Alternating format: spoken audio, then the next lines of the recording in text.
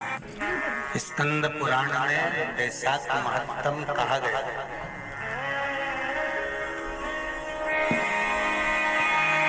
शिव महापुराण में भी वैशाख के महत्व का वर्णन किया गया है। अग्नि पुराण में भी वैशाख का महत्व दर्शाया। कितना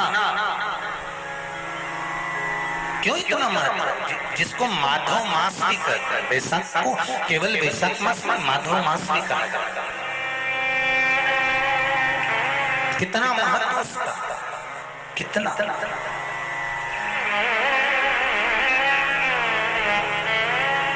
क्योंकि सतयुग,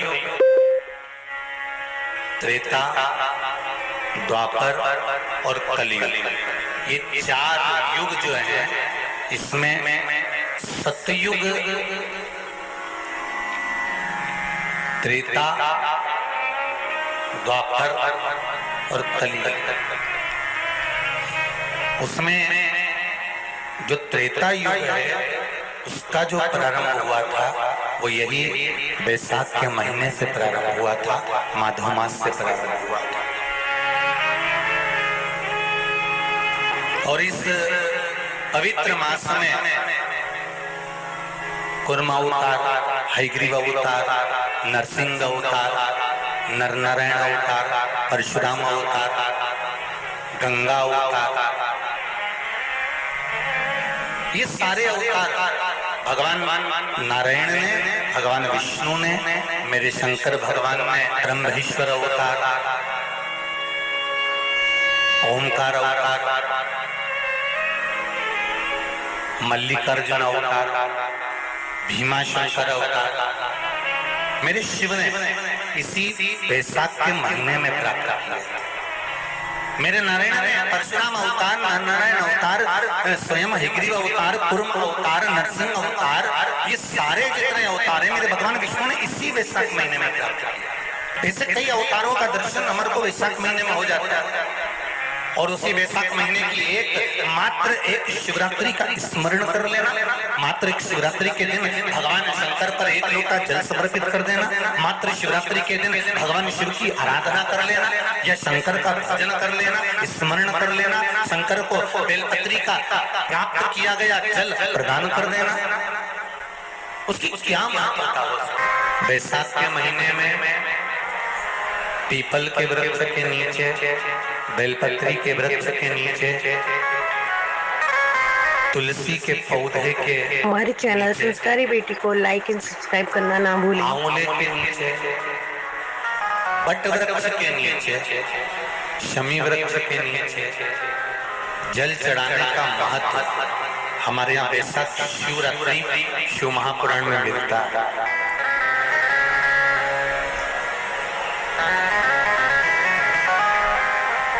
और जल की महत्वता क्या है महाराज? जैसे देवराज ने भगवान शंकर के मंदिर में पहुंचकर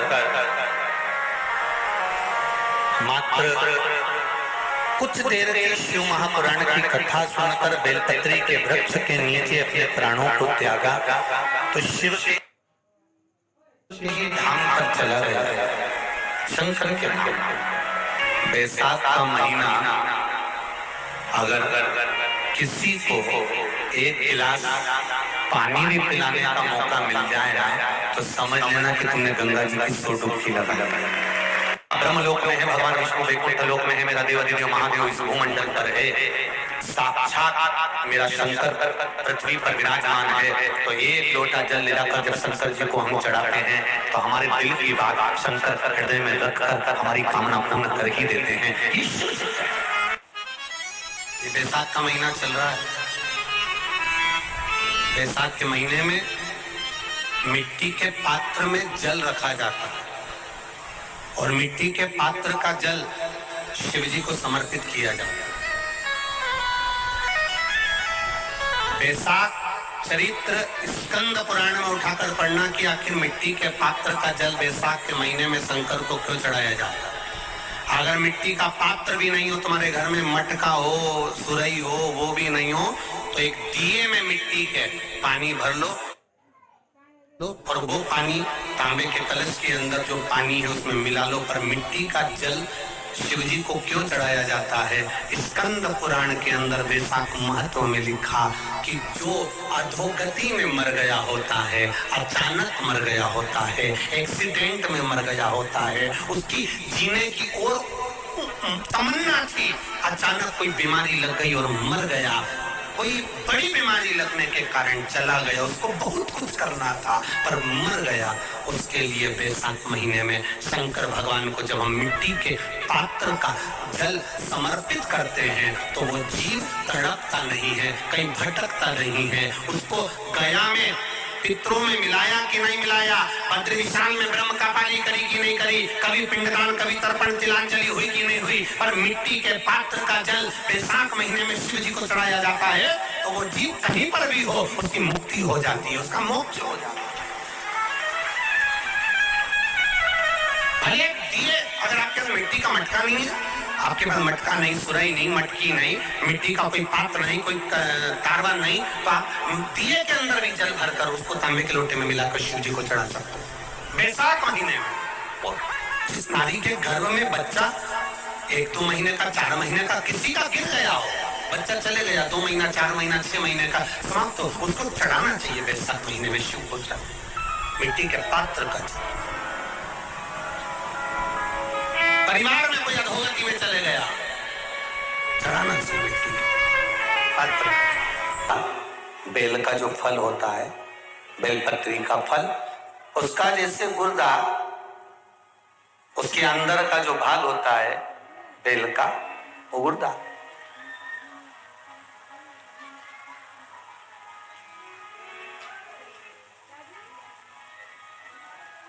उसको अग्नि में जलाकर उसकी भस्म तैयार कर कर छान कर जब जब आपके यहां विद्वान ब्राह्मण शिव जी का अभिषेक कराते हैं, पूजन कराते हैं, तो उसमें लिखते हैं पूजन के साहित्य में बेलपत्री, धतूरा, दुर्वा, ये उसमें नीचे लिखेंगे भस्म। लिखते कि नहीं लिखते? लिखते हैं ना, भस्म अभिषेक में चाहिए रहते। तब उस भस्म का थोड़ा सा भी भाग आप अगर शिव को समर्पित कर रहे हो तो ये जान लें कि शंकर मनवांचित फल प्रदान कर रहे हैं, शिव फल प्रदान कर।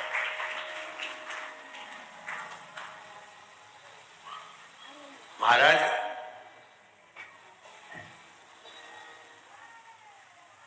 बेलपत्री के वृक्ष के नीचे बैठकर हाथ में एक बेलपत्र का पत्ता रखकर आप पंचाक्षर मंत्र नमः शिवाय, ओम नमः शिवाय या श्री शिवाय नमस्तुभ्यम या महामृत्युंजय मंत्र का स्मरण कर रहे हो, पर डंडी का भाग अपनी ओर, बेलपत्र की बीच वाली पत्ती का भाग बीच वाली उंगली की ओर रखकर अगर आप स्मरण कर रहे हैं और अपनी कामना कर कर बेलपत्री के वृक्ष के नीचे बैठकर उस पत्ते को सम्मुख रखकर बाबा से विनय कर कर एकांत में उस बेलपत्री के वृक्ष की छांव में, बेलपत्री के वृक्ष की छांव आप कामना कर कर उस पत्ते को शंकर भगवान के ऊपर समर्पित कर रहे हैं, तो ये जान कर रखें कि पार्वती और शिव का मिलन करवा रहे हैं और अपनी मनवांछित फल कामना पूर्ण करवा रहे हैं। क्योंकि शिव और पार्वती का जब मिलन होता है, शंकर पार्वती जब एक दूसरे के सम्मुख में होते हैं, शिव और पार्वती जब एक दूसरे के सामने अपने बच्चों के कारण एक दूसरे के सम्मुख में आते हैं, तो उनके चेहरे पर प्रसन्नता का भाव आ जाता है। तो फल, मनवांचित फल की कामना आप जिस कामना के लिए कर रहे हैं,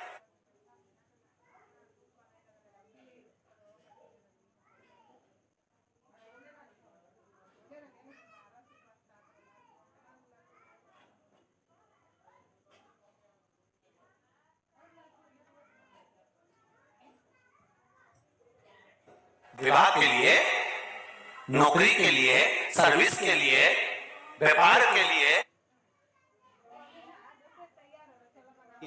रोग मुक्ति के लिए आप जिस कामना से कर बस उस कभी सोमवार का दिन हो, क्योंकि शंकर जी को सोम प्रिय है, सोमवार का दिन चंद्र का वार शिव जी को प्रिय है, शिव जी को प्रिय है।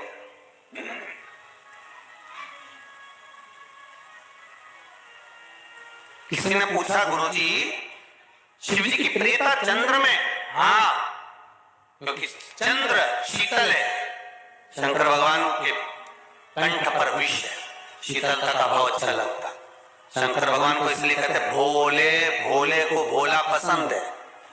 आप जितने भोले रहेंगे, दुनिया के लोग भले आपको मूर्ख कहें, पगला कहें, भोला कहें, पर आप शंकर के प्रिय हो। ज्यादा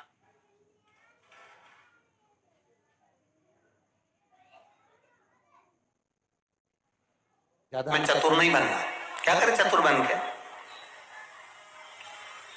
प्रियता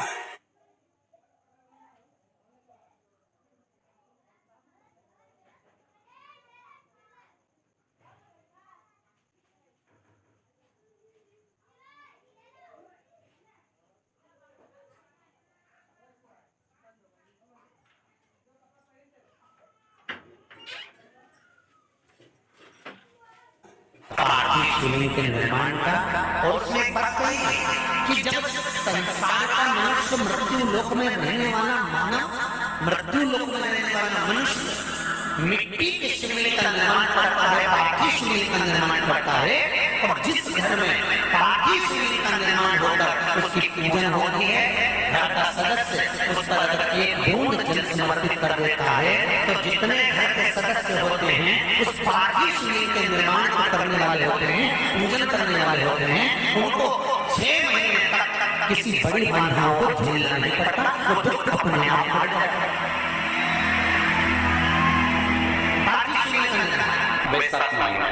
बैसाख के महीने में मिट्टी के पात्र में जो रात्रि भर जल रखा हो, मिट्टी के पात्र में, अगर आपके पास में घड़ा हो, हंडा हो, नी हो, तो दिया हो, दीपक हो, कुल्हड़ हो, कोई भी हमारे पास में जो मिट्टी का पात्र उसमें जल भरना, वो जल बैसाख के महीने के किसी भी सोमवार के दिन, किसी भी सोमवार के बैसाख महीने या किसी प्रदोष के दिन या बैसाख महीने के शिवरात्रि के दिन मिट्टी के पात्र का जल अपने घर के प्रत्येक व्यक्ति का स्पर्श कराना, उस मिट्टी के पात्र के जल को तांबे के पात्र में डाल लीजिए और घर के प्रत्येक व्यक्ति का स्पर्श करा लीजिए और शंकर भगवान पर कुंडकेश्वर महादेव के नाम से समर्पित करिए।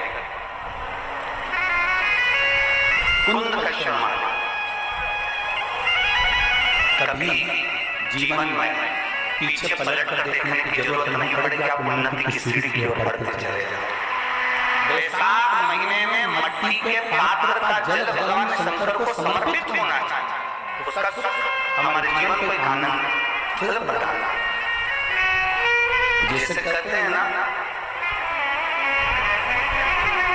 कोई अच्छा मिले ना मिले, धन मिलने से कोई भाग्यशाली नहीं होता, सत्ता मिलने से कोई भाग्यशाली नहीं होता, वैभव मिलने से कोई भाग्यशाली नहीं होता।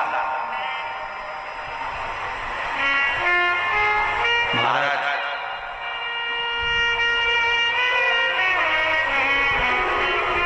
धन मिलने से कोई भाग्यशाली नहीं होता, वैभव मिलने से कोई भाग्यशाली नहीं होता, सत्ता मिलने से कोई भाग्यशाली नहीं होता, बड़ा मकान मिल जाने से कोई भाग्यशाली नहीं होता। श्री महापुराण की कथा कहती है, अगर दो सही मिल जाए तो तुम्हारा जीवन सफल हो जाए, एक गुरु सही मिल जाए और दूसरी घरवाली सही मिल जाए तो तुम्हारी जिंदगी सुपर।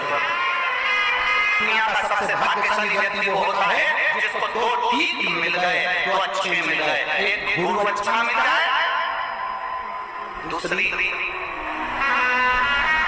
बोलो घर वाले अच्छे,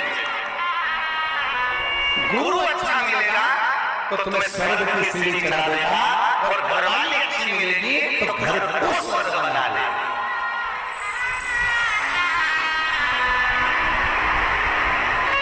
और इसमें से भी गुरु भले पीछे रह जा, पर जगदम्बा। बेटी अगर गलत मार्ग पर जा रही है, बच्चे अगर गलत मार्ग पर जा रहे हैं, घर का कोई सदस्य कहीं मद्रापान में, कहीं वेश्यावृत्ति में, कहीं जुए में, कहीं मांसाहार में, कहीं डब्बा में, कहीं आदि गलत मार्ग पर पड़ रहा है, जुआ खेलने बैठा, पत्ते खेलने बैठा है, कुछ गलत काम करने बैठ रहा है, और तुमको थोड़ी सी भनक लग जाए, थोड़ी सी भनक लग जाए कि ये व्यक्ति गलत मार्ग पर जा रहा है, समझना, और समझना क्या, प्रयास करना, उसको सत्संग कर ले जाए, उसको कहीं कथा तक, सत्संग तक, मंदिर तक, देवालय तक, शंकर के दरवाजे तक लेकर जाने का प्रयास करें। गलत मार्ग पर चलने वाला व्यक्ति अगर शंकर भगवान पर एक लोटा जल, मात्र थोड़ा सा इत्र डालकर, कोई भी इत्र जो तुम्हारे पास में हो वो डालकर, अगर इत्र भी ना मिले तो किसी फूल की पंखड़ी को डालकर शिव को समर्पित करने लगता है, महीना भर लगता है, उसका मार्ग विभाजन हो जाता है, गलत मार्ग से सत्मार्ग की ओर चले जाते हैं। आप उसको शिव भक्ति में लगा दो, आप उसको शंकर की भक्ति में लगा दो, आप उसको शिव स्मरण में लगा दो, आप उसको शिव भक्ति की ओर लेकर चले जाओ।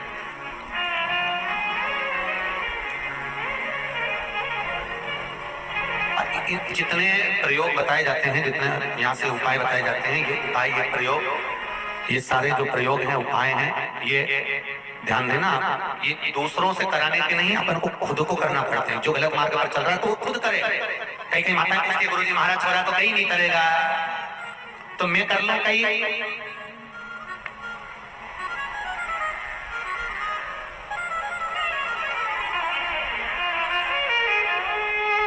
तुम्हें ऐसी ऐसी बात लेके आते हो तो तुम्हारा मन में आए कि अब छोरा तो शादी भी नहीं करेगा, मैं कर लूं कहीं, ऐसी बात करो तो सोचना पड़ेगा।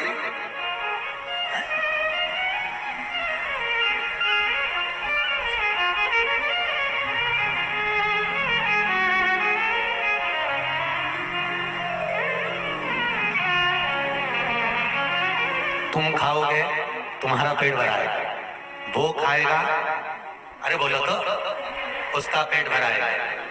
पेट जिसका दुख है, गोली भी उसी को खाना है। कष्ट जिसको हो, केवल आप बता दो कि ये गलत है, ये सही है, ये ऐसा है, ये वैसा है, फिर आगे उसको निभाना। और बहुत ध्यान से सुनना दीदी, बेटा बेटी जब तक कुंवारी है, माँ और बाप जो करते हैं बच्चों के लिए वो उसको मिलता है। बहुत ध्यान देना।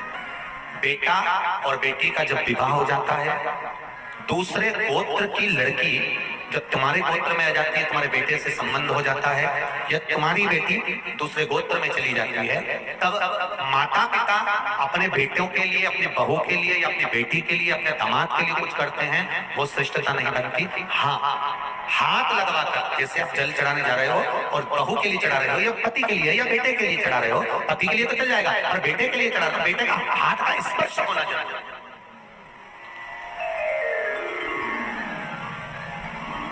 या फिर बताकर करो। तो मैंने लिखा था कि गुरुजी वो मैंने बेटे के लिए पशुपति व्रत करा और मेरा काम नहीं हुआ, तो मैंने उस पत्र जब आया तो पत्र का जवाब लिखकर भेजा। आपने बेटे को बताया कि मैं तेरे इस काम के लिए पशुपति व्रत कर रही हूँ, पहले बेटे को बता कि मैं तेरे इस काम के लिए पशुपति व्रत कर रही हूँ, तो पहला सोमवार है, तो भले व्रत मत कर और मेरे साथ थाली पकड़कर शंकर के मंदिर चल। अगर शंकर के मंदिर थाली पकड़कर नहीं चढ़े तो मंदिर के दरवाजे तो चल, एक बार उसके सामने तेरा मुंडा तो दिखा दे, क्योंकि इंटरव्यू देने जाए, एग्जाम तुम्हारा और दूसरे को बिठा दो, दिन देंगे एग्जाम नहीं ना, तो जिसके लिए एग्जाम दिया जा रहा है, एग्जाम सामने खड़ा करो, तू चल मेरे साथ, चलकर मैं भगवान की पूजन करूंगी और तुम वहां खड़े रहो। बस इतना भी बोल कि तुम चंदा। वैशाख के महीने में नवमी तिथि को माता जानकी का प्रागट्य हुआ है। पृथ्वी से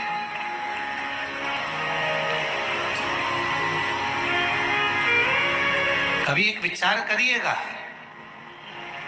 कि नरसिंह अवतार वैशाख के महीने में हुआ, कुर्म अवतार वैशाख के महीने में हुआ, हयग्रीव अवतार वैशाख के महीने में हुआ, परशुराम अवतार वैशाख के महीने में हुआ, माता जानकी का अवतार बैसाख के महीने में हुआ। आखिर बैसाख के महीने में, माधव महीने में इतनी महत्वता क्यों?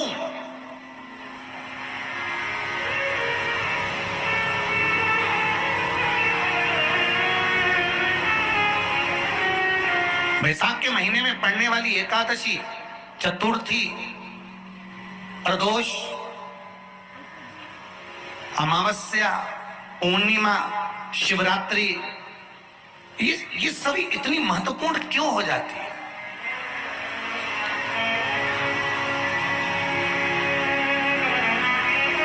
इसकी महत्वता इतनी प्रबल क्यों हो जाती है? किस लिए? क्योंकि बैसाख का जो महीना पड़ता है, सूर्य की संपूर्ण तपन, सूर्य देव अपने पूर्ण तेज के साथ मृत्यु लोक के निवासियों पर, चाहे जलचर हो, थलचर हो, वायुचर हो, चाहे जो जीव हैं, उस पर जब किरण फेंकते हैं तो संसार का जो मनुष्य है उस पर जब ताप पड़ता है तो ताप पड़ने के कारण उसके मुख से भगवान का नाम निकल ही जाता है, स्मरण नाम निकल ही जाता है। जब उसके मुख से भगवान का नाम निकलता है तो वो भगवान की शरणागति खुद ग्रहण कर लेता है स्वयं। एक लोटा पानी जो भगवान शंकर को समर्पित करता है, मरने के बाद तुम्हारी औलाद तुम्हारा किसी पवित्र नदी में तर्पण करे ना करे, तुम्हारा शिव को दिया हुआ जल तुम्हारे खाते में पहुंच जाता है। आपने जो शंकर भगवान को एक लोटा जल दिया है, शिव जी को एक लोटा पानी चढ़ाया है, शंकर भगवान को एक लोटा जल समर्पित करा है, शंकर भगवान को एक लोटा जल अगर आपने दिया है तो वो आपके खाते में पहुंचेगा जरूर, ये निश्चित है, पक्का है। आप जब शंकर भगवान को एक लोटा जल समर्पित करते हो तो वो 33 कौटि देवताओं के हिस्से में चले जाता है, एक भाग पितरों के हिस्से में चले जाता है, एक भाग आहूतों के हिस्से में चले जाता है, एक भाग वाचुकों के हिस्से में चले जाता है। आपने जो भगवान को दिया वो धीरे धीरे धीरे धीरे धीरे धीरे धीरे बढ़ता चले जाता है, भगवान के धामों में पहुंचता चले जाता है। जिन जिनको आपने नहीं भी दिया, शंकर भगवान पे चढ़ा हुआ जल उन तक भी पहुंच जाता है। ये केवल आपकी निर्मल और आनंदित भक्ति के बल पर पहुंचता है, भक्ति के बल। एक हरिचंदन का वर्णन आपको पहले कथा में करा है, सुना है आप लोगों ने कि नहीं सुना?